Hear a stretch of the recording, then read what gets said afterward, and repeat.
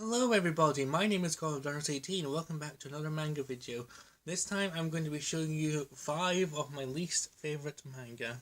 Now this has been a request for about a month and I finally got around to recording this, and yeah, it was a really hard time deciding on what I wanted to put in the list because I have read a lot of manga and about 95% of it I actually do enjoy reading.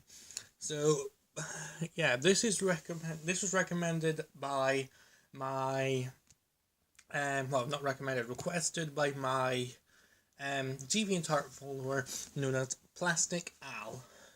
So shout out to them, and because they've followed me quite a bit, because they actually asked me where did I get One Punch Man 14, and yeah, I told them this is where I got it. And yeah, and they've got a bit of a manga collection themselves apparently, so yay.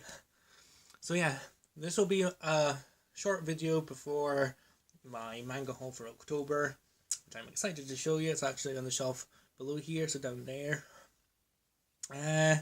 So yeah, so these manga that I picked are in particular underwhelming, or I felt like they should have been more. Okay, that's still underwhelming, but and also ones I just downright hate. That's a strong word. But I do have like a list. So, but first I'm going to give an honorable mention of one of my least favorite manga. This is That Time I Got Reincarnated as a Slime, Volume 1. Well, actually the whole series from what I've read so far. Okay, yes, I can give it a chance, but when I saw this, excuse me, I thought, oh my god, that actually looks pretty funny. I have to pick it up and read it because the premise of it sounded funny, and it just altogether it just looks so awesome. And then when I read the first one, I was like, everything just got a bit slow, but over time it did pick up, and yeah. Okay, I've only got the first 3 volumes, but I am looking to get more. I think there's like 7 or 8 volumes out at the moment, and I need to really catch up on it. But yeah, this is an honorable mention. It has gotten better over time. I read the first volumes 2 and 3, obviously, and I still think it's a bit slow paced, but there are some great moments in it. I love some of the characters, and yeah, definitely one of my least favorite manga because it just starts out so slow, and I didn't think it would pick up, but it's slowly getting there. But yeah, that's the honorable mention, and that's by Fuse, Taiki Kawakami, and Mitzvah. Okay, now onto my list. So at number 5 is a series that you might be surprised to see in this list. It is All You Need Is Kill. The original story is by Hiroshi Sakurazaka. The storyboards are by Ryosuke Takeuchi. Original illustrations by Yoshitoshi Abe, and the art is by Takeshi Obata. Don't get me wrong, the artwork of this manga is fantastic. You can see Takeshi Obata's style straight off the bat when you open the first page. Just like, oh wow. But the thing with this is it's a one-shot, and I felt like it didn't explain some of the things that went on. So like where the alien creatures in this story comes from. So if you don't know what this is about, it's basically like an apocalypse about this guy who he goes into war to beat these creatures called mimics, and then he dies only to wake up in like another life, but in the same spot. And yeah, everything just seems a bit wrong for him because he feels like he's been there before, and then he like strategizes across that and tries to get everything right. But this manga is, excuse me again, artistically beautiful, but the story itself, I mean, okay, yes, it was good, but I think there should have been a bit more to it, and I can't really say much else about it because there's a lot of unexplained questions that I have for it, and I did get this for free, don't get me wrong, but it is something I really want to see more volumes of, so maybe like a 5-volume series that has like a deeper plot based on the book, And yeah, I just want there to be more, basically. I just cannot express that enough. And yeah, so that's fifth in my top 5 least favorite manga. Next up is another thing that I didn't want to put on the list, but I thought, yeah, the more I thought about it, I think, yeah, it deserves to be on the list.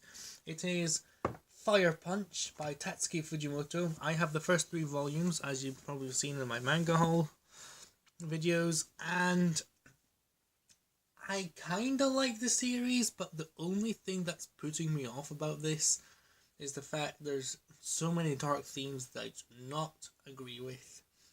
Now, I'm not going to spoil it, but there are a couple of scenes that made me super, super uncomfortable because it happened, and yeah, it's just, yeah, I don't know how to explain it without spoiling it, but if you don't know what this is about, it's basically this guy here, his name is Agni, and he and his sister Luna, not Luna Lovegood from Harry Potter, unfortunately, but Agni and his sister Luna, they're creatures called the Blessed, and they have the utmost, they have a title called the Blessed, and basically whenever one of their limbs gets chopped off or something like that, they can be able to regenerate. And yeah, I'm not going to say anything else because spoilers. That's kind of a spoiler in its own right, but if you read the story, you'll understand why this is. It's pretty disturbing, but basically, yeah, there was things that made me so uncomfortable in this series. It was just, I was shuddering when I read it. I thought, oh my god, did that really just happen? But yeah, I just can't find words to describe my disgust at some of the things. I am going to get other volumes because, to be honest with you, it's like calming down a bit, but when it started off, it just left an imprint in my mind saying, this is not what you're meant to read. So, yeah, that's all I can say, really. Okay, number 3 might get a lot of hate. I don't know how many of you are fanboys or fangirls out there, but it's Ruby by Shiro Miwa, and based on the Rooster Teeth series by Monty the late Monty I should say. And basically, this one shot here was pretty underwhelming. I probably have to see the show to understand what's going on, because I was so confused about everything that was going on. It just didn't feel like much of a story because it's only 1 volume, and I just think it could have explained things a bit better. It could have spread out over a few volumes. Okay, yes, there's anthologies based on the 4 main characters, Ruby, Weiss, Blake, and Yang, but still, I think this needs to be more clear on what's going on and a bit more of a story, because there's just a lot of fighting and a lot of discussion about what's going on and stuff. It's just, I don't get it, so I can't really explain much about it because I don't know how to explain it. And yeah, I think I should have seen the show first. I've seen snippets of it, but I've not seen an actual episode of the show. So I have to say, if you're a big fan of Ruby, I do recommend this, but because I've never watched it, I think I wasted my time reading this. And if I do ever pick up the time to watch Ruby, I will probably pick this up again and have another read and be like, oh yeah, this happened, and you can completely disregard this video. No, I'm joking. But yeah, Ruby by Shiro Miwa, and based on the story, okay, my second least favourite manga is a Tokyo Pop title, Celts of Praise. Not to say that Tokyo Pop are bad, mind you. It is one that I was completely underwhelmed by, and that is I Love Halloween by Benjamin Roman and Keith Giffen. Now, I wanted to like this so much because I had just not long finished reading Gyo, Tomie and Uzumaki by Junji Ito, and I was on a horror mood, and I thought, wait, hang on. After I got I Love Halloween and, what was it, Princess Ai in Forbidden Planet, with my then boyfriend, I managed to come across the fact that I Love Halloween is a horror. And I thought, oh, this will be cool. I love the art style. Don't get me wrong. I can see very big resemblances to Tim Burton and Jonan Vasquez on it. But the thing is, it's not super creepy. Okay, yes, there are a few things that are like, oh my god, did that really just happen? But overall, it's just not really mad. This is basically about these kids. There's two of them, Finch and I can't remember her name. They go out every Halloween trick or treating, and then if they get like an apple, isn't it? Yeah. If they get like an apple, yeah. So they get an apple in one of the first houses they went to, and then they cause hell and misery for the resident who gave them that. And if they get an unsatisfactory amount of candy, or if it's just like poor selection, they just like, let's kill. It was pretty dark. It was pretty dark, but it wasn't like too dark. So I was a bit underwhelmed. But I am giving it praise for its art, at least, and the very dark pages collectively. But yeah, I think also they should have done like a bit more, like a backstory about why they're evil and doing so. I don't know how to explain it, but I'm telling you, I love the artwork. It's just beautiful. And I've actually found the artwork for the third and final volume on DeviantArt, so that's pretty cool. Yeah, this is my second least favourite. But yeah, there should be more. And last up is my absolute least favourite manga of all time, and it will be for probably a long time, because compared to I Love Halloween, this is actually really bad. That series, there's the cuckoo clock again, that series is The Magic Touch by Izumi Tsubaki. Now, I don't like romance at all.